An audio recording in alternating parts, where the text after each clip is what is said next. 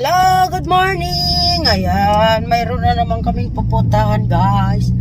At kukumustahin about business nga. Kasi kailangan nga natin papasyalin sila, no?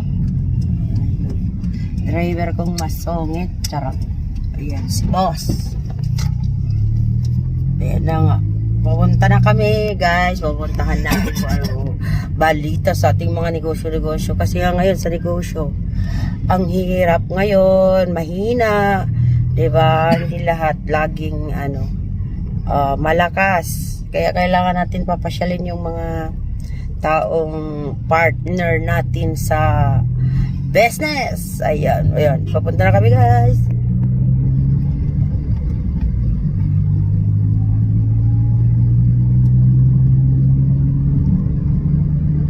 Ayan, kukumustahin natin. Yan yung driver. Kukumustahin natin, mapuntahan. Kaya balik ako mamaya.